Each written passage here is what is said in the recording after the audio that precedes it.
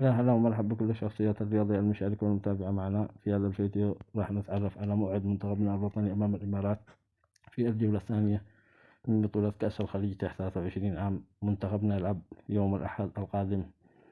بالتوفيق والنجاح إلى منتخبنا الوطني، لأن الفوز راح يعطي منتخبنا التأهل إلى النصف النهائي، لكن في كل خسارة يتلقاها أسود الرافدين أمام منتخباتنا الوطنية في مختلف الفئات السنية في الناشئين والشباب والأولمبياد. دائما يلجأ الإعلام العراقي عن البحث عن أعذار ومبررات لاعبين كبار منتخب مزورين، وهذا أعذار أقبح من الذنب. منتخب العراق للمحليين يخسر من اليمن، وأنا أقول إلى بعض الجهلة في الإعلام العراقي أن كل المنتخبات وكل اللاعبين يخضعون إلى فحوصات طبية قبل كل مشاركة. شاهدنا في بطولة غرب آسيا بعد كل مباراة يتم فحص كل اللاعبين المشاركين، وأي لاعب مشكوك فيه راح تشطب منه نتيجة المباراة ويحرم من المشاركة.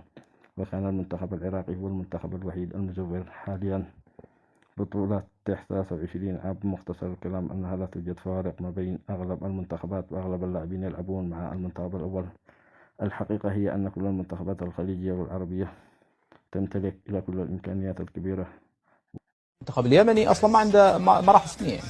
فما عنده دوري مراحل سنيه، يلعبون فقط الدوري العام. ومع ذلك شفنا لاعبين مراحل سنيه قاعد يقدمون. هذا بطوله اسيا قبل سنوات.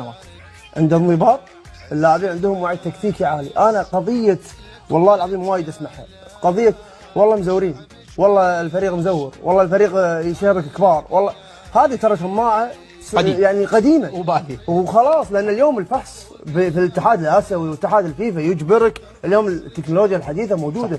اليوم اي لاعب مشكوك فيه على طول يلا فحص الدي ان اي، والدي ان اي يكشف لك ان هذا هل مزور ولا مو مزور. هل تعتقد انت اليوم الفرق هذه تدخل في هذا الريسك وتواجه الاتحاد الاسيوي بامكانياته او اتحاد الفيفا اني انا اشرك لاعبين مزورين عشان انا نتائج يعني تنشطب؟ نعم. هذا الامر شماعه باليه وغير مقبوله اصلا. صحيح. تماما يعني. صحيح مثل ما تفضلت يا ابو صالح، الامانه اشاده مستحقه للفريق اليمني. يا اخي حتى اشكالهم باين انهم تحت 20 يعني يعني باينين انهم شباب صغار وفي مقتبل العمر، وهذا مثل ما تفضلت امر قديم جدا. فكل التحيه للمنتخب. فيه جمل تكتيكيه كثيره شفنا عمل دفاعي وهجومي منظم خاصه من المنتخب اليمني. التعبير الهجومي فريق اليمني ممتع، سواء كان يلعب على اليمين او على اليسار او العمق. تجد ان اللاعبين يستمتعون، وفي نفس الوقت احنا من برا نشوف يا اخي اللعبات الثنائيه والثلاثيه. لو جينا على الكور الثاني استرجعوا وسط الملعب، ومن ثم بنوا جهه اليمين العمق يمين، ومن ثم ثارت العمليه العرضيه الكره العرضيه مع تحرك المهاجم على القائم القريب. فاعتقد انه يعني ما نقدر نقول لهم الا